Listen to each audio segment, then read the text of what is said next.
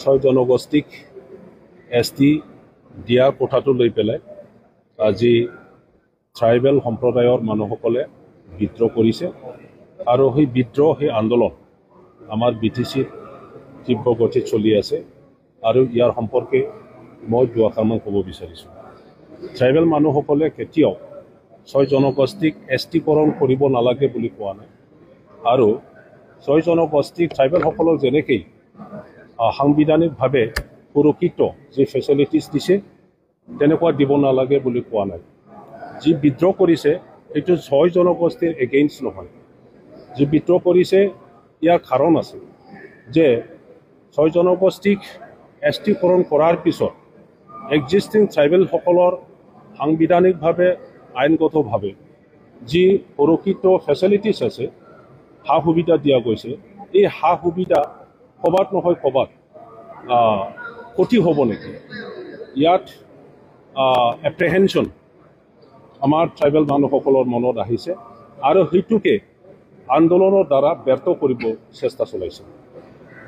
Unfortunately আমাৰ কোকৰাঝাৰত ছাত্ৰ ছাত্ৰীসকলে ডেকা গাভৰুসকলে সিদিনা BTC ছেক্ৰেটেৰিয়েট আৰু এছেম্বলিত আহি পেলাই যেনেকৈ এছেম্বলি বিল্ডিংখন লণ্ডভণ্ড কৰিলে মই ইয়াৰ এগেইনষ্টত ধিক্কাৰ দিছোঁ।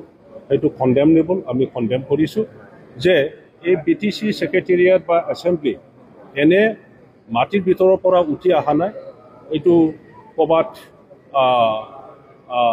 এনেই উঠি অহা নাই, এইটো আন্দোলনৰ দ্বাৰা গঠিত, আন্দোলনৰ দ্বাৰা এই BTC ছেক্ৰেটেৰিয়েটখন বনোৱা হৈছে। ইয়াত আমাৰ বড়োসকলৰ ট্ৰাইবেলসকলৰ ইতিহাস আছে, হাজাৰ হাজাৰ মানুহ, more than 5,000 আমাৰ ডেকা গাভৰু বড়ো মানুহসকলৰ জীৱন দান বা বলিদানৰ আধাৰত এই BTCখন গঠিত হৈছে। গতিকে এই BTCৰ কোনো পধ্যেই আমি অন্যায় হোৱা বা নষ্ট হোৱাটো আমি নিবিচাৰোঁ। গতিকে আহিব লগা দিনত কোনো আন্দোলনকাৰীয়ে তেনেকুৱা যেন কাম নকৰে সেইটো মই আহ্বান জনাইছোঁ। আনফালে আমাৰ ট্ৰাইবেলসকলৰ যিটো এপ্ৰিহেনশ্যন ইয়াত যুক্তি আছে, বিনা যুক্তি ট্ৰাইবেলসকলে আজি আন্দোলন কৰা নাই। যিটো গ্ৰুপ অফ মিনিষ্টাৰৰ যিটো ৰিকমেণ্ডেশ্যন সেই ৰিকমেণ্ডেশ্যনটো আমি দেখিবলৈ পাইছোঁ যে এজন মহান ট্ৰাইবেল মানুহৰ হাতেদি এই ৰিকমেণ্ডেশ্যনটো এছেম্বলিত দাখিল কৰা হৈছে আৰু এজন মহান ট্ৰাইবেল নেতা আমাৰ স্পীকাৰ ডাঙৰীয়াৰ দ্বাৰা এইটো গ্ৰহণ কৰিছে আৰু ভাৰত চৰকাৰলৈ এইখন ৰিকমেণ্ডেশ্যনৰ ওপৰতে প্ৰেৰণ কৰা হৈছে। এতিয়া ট্ৰাইবেলসকলে আনফালে ভয় খাইছে যে নিজৰ যিটো সুৰক্ষিত সাংবিধানিক আৰু আইনগতভাৱে যিটো ফেচিলিটিছ দিয়া গৈছে সেইটো হেৰুৱাৰ এটা ভয়।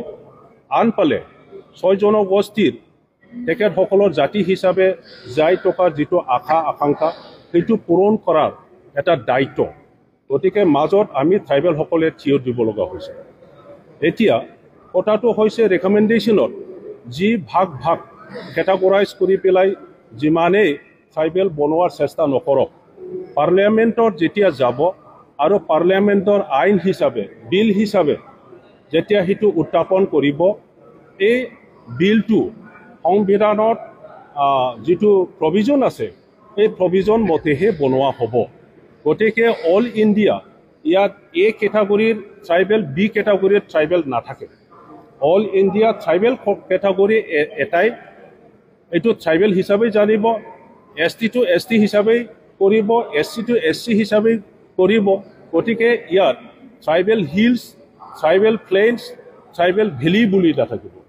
মই কেটাগৰিকেলি মই আকৌ ৰিপিট কৰিম, আমাৰ ট্ৰাইবেল জনগণৰ মানে নলেজৰ কাৰণে যে যিমানে আসাম চৰকাৰে বা গ্ৰুপ অফ মিনিষ্টাৰৰ যিটো ৰিকমেণ্ডেশ্যন সেই ৰিকমেণ্ডেশ্যনটো লৈ পেলাই যিমানে চেষ্টা নকৰক, পাৰ্লিয়ামেণ্টত যেতিয়া বিল আনিব তাতে ট্ৰাইবেল দিয়া নিদিয়াৰ কথাটো কেটাগৰাইজ কৰি পেলাই নকৰিব।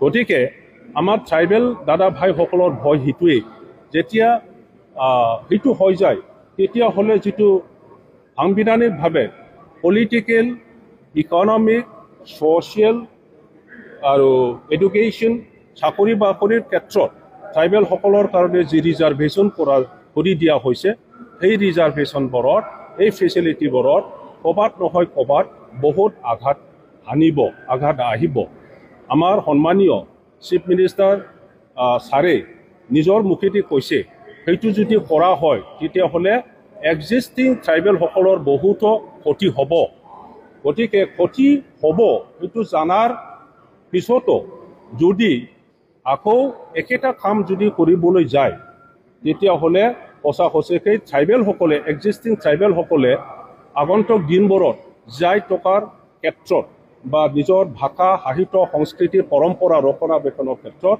বহুতো কষ্ট পাব বা জাতি হিচাপে যাই থকাটো নিজৰ ভাষাটো সংৰক্ষণ কৰাৰ ক্ষেত্ৰত নিজৰ পৰম্পৰা সংস্কৃতি ৰক্ষণাবেক্ষণ দিয়াৰ ক্ষেত্ৰত তেখেতসকলে নিশ্চয় মানে কঠিন হ'ব গতিকে সেই এপ্ৰিহেনশ্যনটো লৈ পেলাই আজি ট্ৰাইবেলসকলে বিদ্ৰোহ কৰিছিল